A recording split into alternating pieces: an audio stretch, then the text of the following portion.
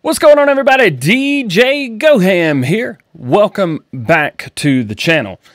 Now today we're going to do something a little bit different. I want to show you guys the progress that we've made as a channel in audio. Yeah. So what we're going to be doing today, in front of me I have my brand new Bluebird. So it's kind of like our Blue Yeti that we have. We're also going to be using that as well. I think we have 1, 2, 3, 4, 5, 6. So there's 8 microphones total for us to be going over today. Very cool, very exciting, a lot of fun stuff.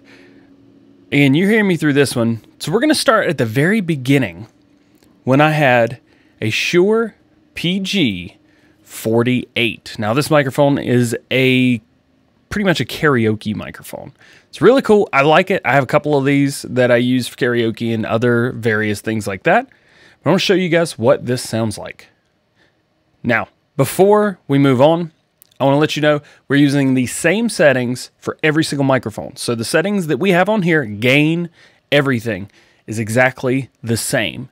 So you will hear every microphone and it will be as clear as possible, but it's the settings that I have for this microphone.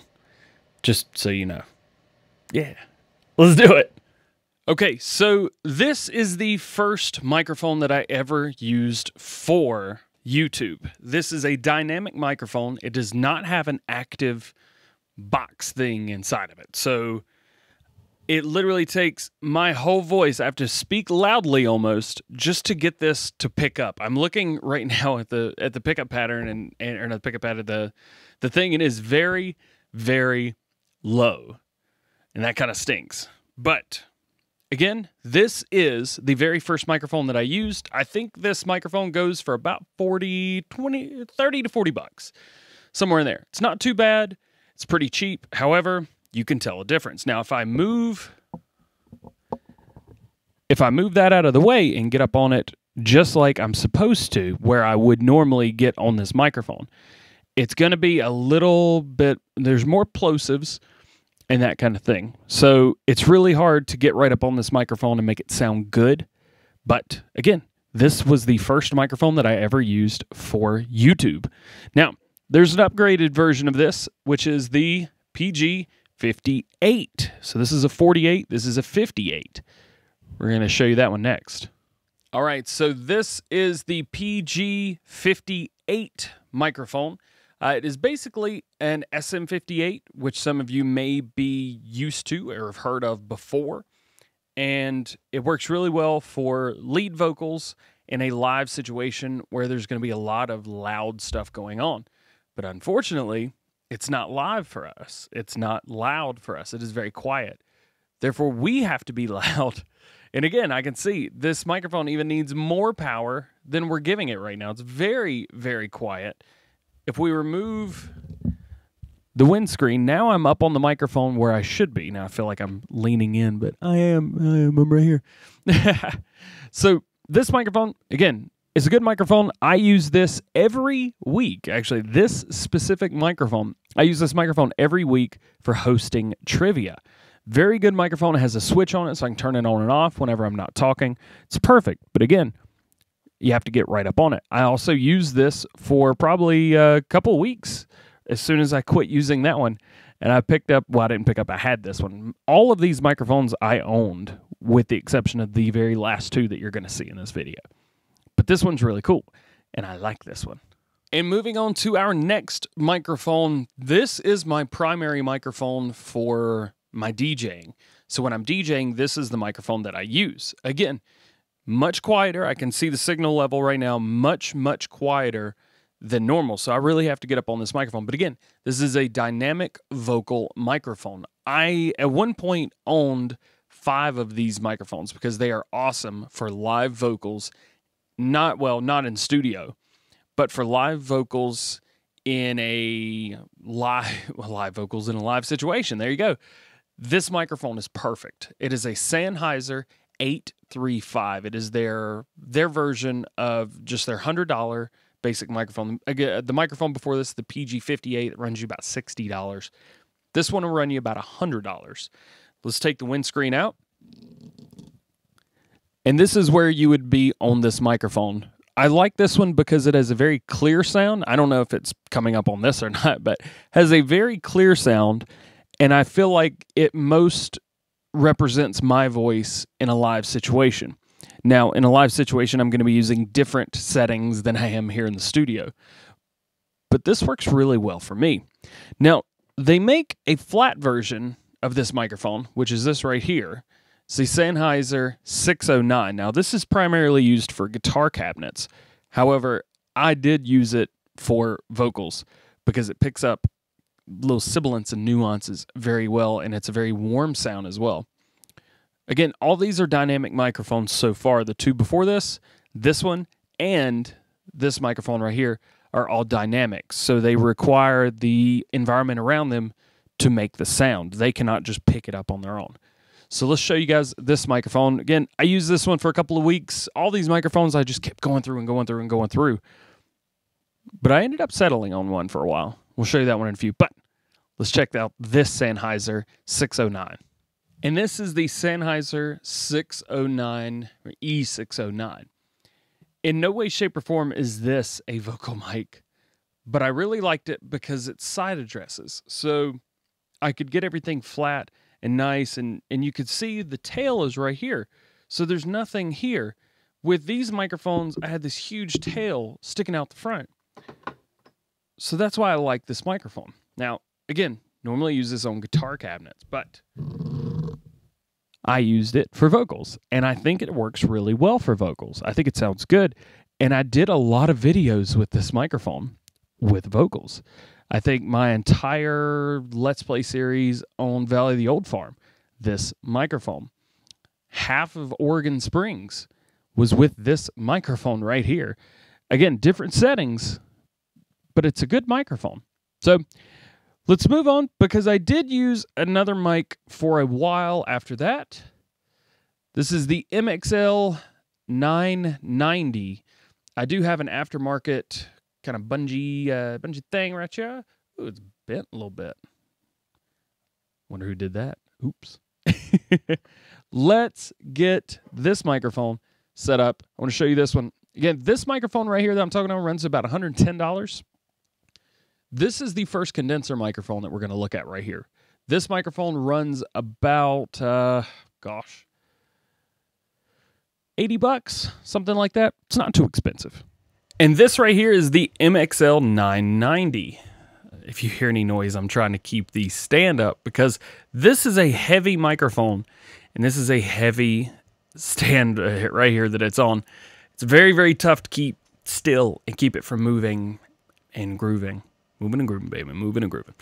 But this was our first condenser microphone that I used. I used this for a couple videos. I think it was more for the videos that we were doing with, was it mod updates, stuff like that. I had it on a different setup on my computer, and it was much easier just to grab this one and start doing mod updates. Now, it was not right in front of my face. It was actually like where the camera is right now, really. I didn't have the camera back then. So that's when I used this one.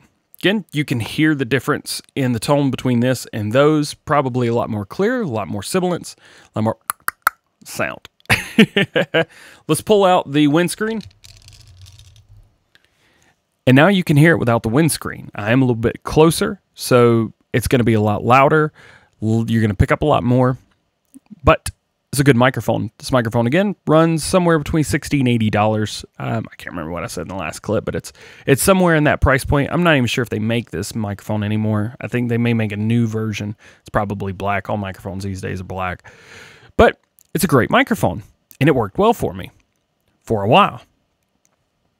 And then I got a new microphone, another one. Well, I'd actually had this microphone for a long time, but I'd never considered using it in the studio because I always used it live.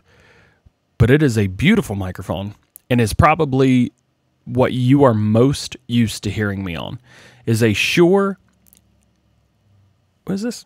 I've totally forgot. I haven't used it in one day. Shure KSM27 is the new microphone. Well, new microphone. That's the old microphone. Works really well. I loved it. I still love it. It's one of my favorite microphones, but it didn't accentuate my voice the way I wanted it to, so I always had to do a lot of editing in post. So let's check out that microphone. Okay, so this is the microphone you are probably most used to hearing me. Is a good microphone. Shure KSM27, brand new. This microphone ranged anywhere from $300 all the way up to $500, depending on where you could get it. I got it for much cheaper than that. I did not pay that because I did not buy it new. I bought it used. And I was the third owner of this microphone in a long list of people. Third owner. Well, there's two more people, but shut up. Anyway, great microphone. Picks up everything. It is a condenser microphone as well, so it does require 48-volt phantom power. It's a great mic. And you probably hear this going, yep, that's DJ. So let's remove the windscreen. And here it is without the windscreen. Now, I know to bring my voice down whenever I get close to this microphone. This microphone I am used to using the most. I think I started using this microphone in May. Maybe mid to late May. And I just changed it at the beginning of September, like September 6th. I changed this microphone. So, really cool mic, really good mic. I like this microphone. Works well. I don't know if I miss it yet, but my new microphone is sweet. But before, well, we'll go ahead and show you that microphone, then I'll show you the Blue Yeti after that. The new microphone is the Bluebird, comes in at $300, but it sounds better than this one because this is old tech and the Blue is new tech. And here we are again on the Bluebird. See if we can bring this down a little bit. I do have this on the new Rode stand, which is really cool, really awesome. You can see I'm a little further away from this microphone than I was the other ones. Gives my voice, makes it a little less boomy, a little less deep, but you can still hear those tones, but you just don't feel them. And I don't want that. It's a voiceover. Yeah.